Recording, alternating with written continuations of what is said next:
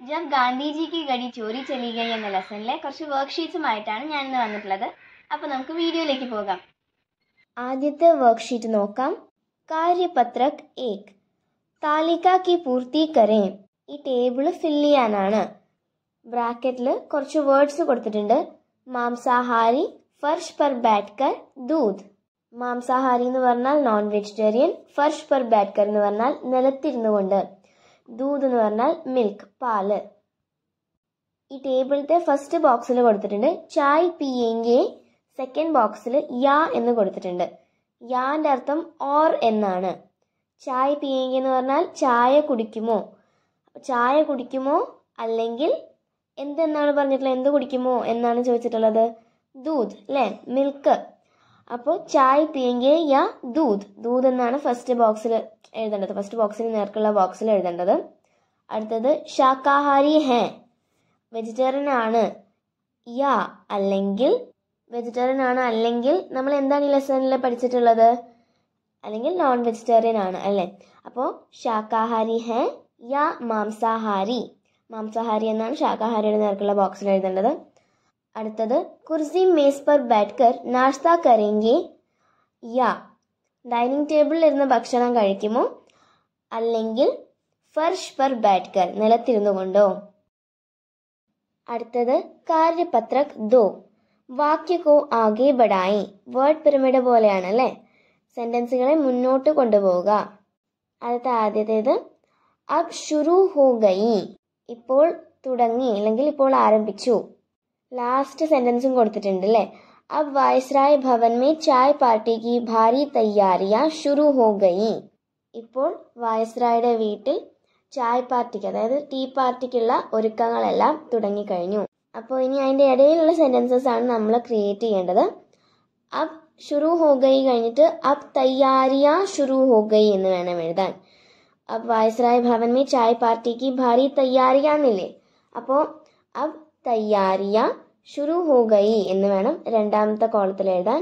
അടുത്തത് അബ് ചായ് പാർട്ടിക്ക് തയ്യാറിയ ശുരു ഹോ ഗയി, വായസ്രായ് ഭവൻ മേ എന്നുള്ളത് വിട്ടിട്ട് അബ് ചായ് പാർട്ടിക്ക് തയ്യാറിയാ, ഭാര്യയും വിടണം കേട്ടോ, തയ്യാറിയ ശുരു ഹോ ഗയി. അടുത്തത് അബ് ചായ് പാർട്ടിക്ക് ഭാരി തയ്യാറിയ ശുരു ഹോ ഗയി, വായസ്രായ് ഭവൻ മേ എന്നുള്ളത് വിട്ടിട്ട് അബ് ചായ് പാർട്ടിക്ക് ഭാരി തയ്യാറിയ ശുരു ഹോ ഗയി. അടുത്തത് അവർ കൊടുത്തിട്ടുണ്ട് ഓൾറെഡി, അബ് വായസ്രായ് ഭവൻ മേ ചായ് പാർട്ടിക്ക് ഭാരി തയ്യാറിയ ശുരു ഹോ ഗയി. ഒരെണ്ണം കൂടി ഉണ്ട് ഇതുപോലത്തെ വേർഡ് പിരമിഡ്. ഗാന്ധിജി ബാറ്റ് ഗയേ, ഗാന്ധിജി ഇരുന്നു. ലാസ്റ്റ് സെന്റൻസും കൊടുത്തിട്ടുണ്ട് ഗാന്ധിജി അപ്നി ധോത്തി സെ അച്ഛി തര ബദൻ ലപേറ്റ് കർ ഉസ് കമരെ മേ അപ്നി കുർസി പർ സിക്കുട്ട് സിമട്ട് കർ ബാറ്റ് ഗയേ. ഇതിന്റെ ഇടയിലുള്ള സെന്റൻസസ് ആണ് നമ്മൾ ഉണ്ടാക്കേണ്ടത്. സെക്കൻഡ് സെന്റൻസ് ആയിട്ട് ഗാന്ധിജി സിക്കുട്ട് സിമട്ട് കർ ബാറ്റ് ഗയേ എന്ന് എഴുതാം. അപ്നി ധോത്തി സെ അച്ഛി തര ബദൻ ലപേറ്റ് കർ ഉസ് കമരെ മേ അപ്നി കുർസി പർ എന്നുള്ളതൊക്കെ വിട്ടിട്ട് നമുക്ക് ഗാന്ധിജി സിക്കുട്ട് സിമട്ട് കർ ബാറ്റ് ഗയേ എന്ന് എഴുതാം. അടുത്തത് ഗാന്ധിജി കുർസി പർ സിക്കുട്ട് സിമട്ട് കർ ബാറ്റ് ഗയേ. അടുത്തത് ഗാന്ധിജി അപ്നി കുർസി പർ സിക്കുട്ട് സിമട്ട് കർ ബാറ്റ് ഗയേ. അടുത്തത് ഗാന്ധിജി ഉസ് കമരെ മേ അപ്നി കുർസി പർ സിക്കുട്ട് സിമട്ട് കർ ബാറ്റ് ഗയേ. അടുത്തത് ഗാന്ധിജി ബദൻ ലപേറ്റ് കർ ഉസ് കമരെ മേ അപ്നി കുർസി പർ സിക്കുട്ട് സിമട്ട് കർ ബാറ്റ് ഗയേ. അടുത്തത് ഗാന്ധിജി അപ്നി ധോത്തി സെ ബദൻ ലപേറ്റ് കർ ഉസ് കമരെ മേ അപ്നി കുർസി പർ സിക്കുട്ട് സിമട്ട് കർ ബാറ്റ് ഗയേ.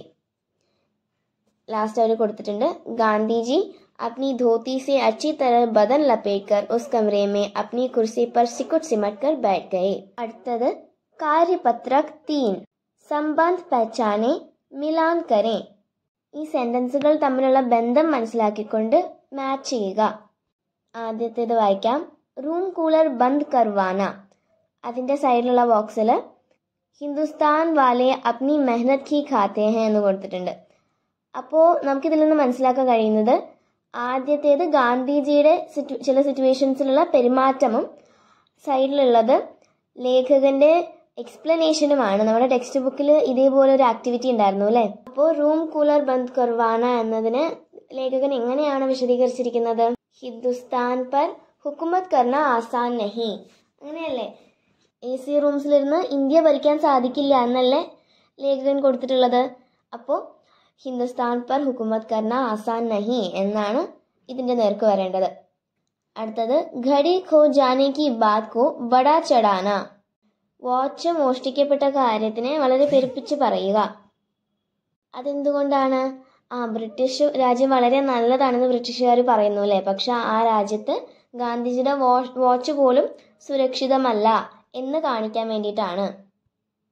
അപ്പോൾ മഹാൻ ബ്രിട്ടീഷ് രാജ് ശാസൻ മേ ഏക് ഘടി തക് സുരക്ഷിത് നഹി. വളരെ നല്ലതെന്ന് പറയപ്പെടുന്ന ബ്രിട്ടീഷ് ഭരണത്തിൽ ഒരു വാച്ച് പോലും സുരക്ഷിതമല്ല. അതാണ് ഇതിൻ്റെ നേർക്ക് വരേണ്ടത്. അടുത്തത് അപ്നാ നാഷ്ത ഖുദ് ലാന. സ്വന്തം ഭക്ഷണം കൊണ്ടുവരിക. അതിൻ്റെ നേർക്ക് വരേണ്ടത് ഹിന്ദുസ്ഥാൻ വാലെ അപ്നെ മെഹനത് കി ഖാത്തെ ഹെ. ഭാരതത്തിലെ ജനങ്ങൾ സ്വന്തമായിട്ട് അധ്വാനിച്ചുണ്ടാക്കുന്നത് മാത്രമേ കഴിക്കാറുള്ളൂ. ഇനി ഒരു ബോക്സും കൂടി കൊടുത്തിട്ടുണ്ട്. ഗാന്ധിജി കോ ചായ് പർ ബുലാത്തെ ഹെ. ഗാന്ധിജിയെ ചായ് പാർട്ടിക്ക്, അതായത് ടീ പാർട്ടിക്ക് വേണ്ടി ഇൻവൈറ്റ് ചെയ്യുന്നു. ഗാന്ധിജിയെ ടീ പാർട്ടിക്ക് വിളിച്ചത് ആരാണ്? ലോർഡ് മൗണ്ട് ബേട്ടൻ ആണല്ലേ. അപ്പോൾ ലോർഡ് മൗണ്ട് ബേട്ടൻ എന്നുള്ളതാണ് അവിടെ വരേണ്ടത്. അടുത്തത് അപ്നാ നാഷ്ത ഖുദ് ലാത്തെ ഹെ. സ്വന്തം ഭക്ഷണം കൊണ്ടുവരുന്നു. അങ്ങനെ ചെയ്യുന്നത് ഗാന്ധിജിയാണ്. അപ്പോൾ ഗാന്ധിജി എന്നുള്ളതാണ് അവിടെ വരാൻ. ചായ് പാർട്ടി കാ ജിമ്മ ഖുദ് ലേത്തി ഹെ. ടീ പാർട്ടിക്കുള്ള റെസ്പോൺസിബിലിറ്റീസ്, അതിന് വേണ്ട ഒരുക്കങ്ങളൊക്കെ നടത്താനുള്ള റെസ്പോൺസിബിലിറ്റീസ് സ്വയം ഏറ്റെടുക്കുന്നു. അത് ശ്രീമതി മൗണ്ട് ബേട്ടൻ ആണ്. അപ്പോൾ ശ്രീമതി മൗണ്ട് ബേട്ടൻ എന്ന് അവിടെ എഴുതണം. അടുത്തത് ഗാന്ധിജിക്ക് പുരാനി ഘടി ചുരാ ലേത്താ ഹെ. ഗാന്ധിജിയുടെ പഴയ വാച്ച് മോഷ്ടിക്കുന്നു. മോഷ്ടിക്കുന്നത് അറിയണ കള്ളനാണ് അല്ലേ. ചോർ എന്ന് എഴുതണം. കാര്യപത്രക് 4. കിസ്നെ, ആര്.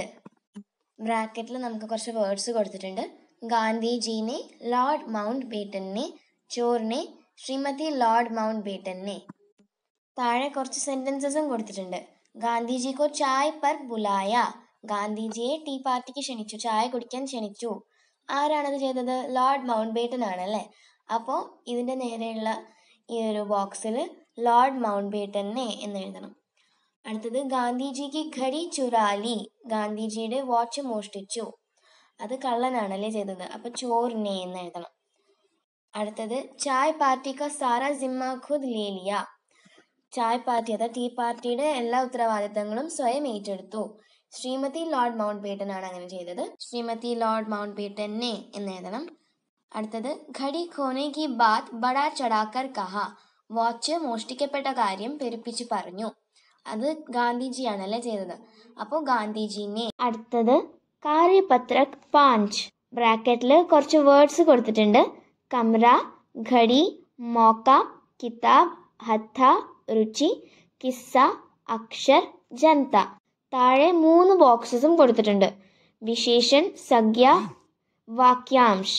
വിശേഷൻ എന്ന് പറഞ്ഞാൽ ഡിസ്ക്രൈബിംഗ് വേർഡ്, സംജ്ഞ എന്ന് പറഞ്ഞാൽ നൗൺ, വാക്യാംശം എന്ന് പറഞ്ഞാൽ ഫ്രേസ്. അപ്പോൾ ഈ വിശേഷണം സംജ്ഞയും ചേർത്ത് കഴിഞ്ഞാൽ കിട്ടുന്ന ഫ്രേസാണ് വാക്യാംശിൻ്റെ താഴെ എഴുതേണ്ടത്. ഫസ്റ്റ് വൺ അവർ ചെയ്തിട്ടുണ്ട്. ശാന്താർ, മോക്ക. ശാന്താർ വിശേഷണം, മോക്ക സംജ്ഞയും. അപ്പോൾ ശാന്താർ മോക്ക എന്നുള്ള ഒരു വാക്യാംശം നമുക്ക് കിട്ടി. ഇനി അടുത്തതൊക്കെ അവർ ഫിൽ ദ ബ്ലാങ്ക്സ് പോലെ കൊടുത്തിട്ടുണ്ട്. നമ്മൾ ഈ ബ്രാക്കറ്റിലുള്ള വേർഡ്സ് വെച്ചിട്ട് ഇത് ഫില്ല് ചെയ്യണം. അടുത്തത് ഖാസ് എന്ന് കൊടുത്തിട്ടുണ്ട് വിശേഷണിൽ. ഈ ലെസണിൽ ഖാസ് രുചി നഹി ലി എന്നുള്ളൊരു സെൻറ്റൻസ് ഉണ്ടല്ലേ. ഗാന്ധിജീനെ ഖാസ് രുചി നഹി ലി. അപ്പോൾ ആ ഖാസിൻ്റെ കൂടെ സംജ്ഞയായിട്ട് രുചിയാണ് വന്നിട്ടുള്ളത്. അപ്പോൾ സംജ്ഞ എന്നുള്ള കോളത്തിൽ രുചി എന്ന് എഴുതണം. വാക്യാംശം നമുക്ക് കിട്ടുന്നത് ഖാസ് രുചി എന്നാണ്. അടുത്തത് വിശേഷൺ ഠണ്ട എന്ന് കൊടുത്തിട്ടുണ്ട്. ഈ ലെസണിൽ ഠണ്ട കമറ എന്നുള്ള ഒരു വാക്യാംശം ഉണ്ട് അല്ലേ. അപ്പോൾ ബ്രാക്കറ്റിൽ നിന്ന് കമറ എന്ന വേർഡ് എടുത്ത് സംജ്ഞയിൽ എഴുതണം. എന്നിട്ട് നമുക്ക് രണ്ടും കൂടി ചേർത്താൽ കിട്ടുന്ന വാക്യാംശം ഠണ്ട കമറ എന്നാണ്.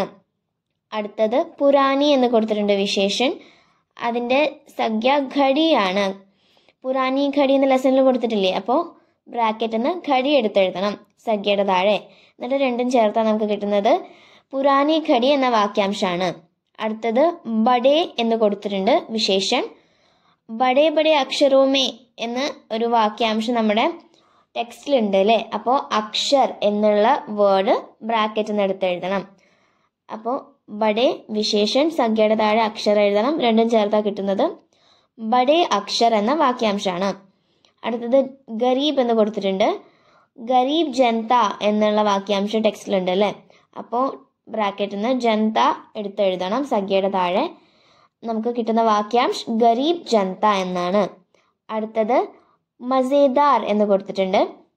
മസേദാർ കിസ്സ, ഗാന്ധിജി കാ യഹ് മസേദാർ കിസ്സ എന്നുള്ള ഒരു വാക്യാംശം ഉണ്ട് അല്ലേ നമ്മുടെ ടെക്സ്റ്റിൽ.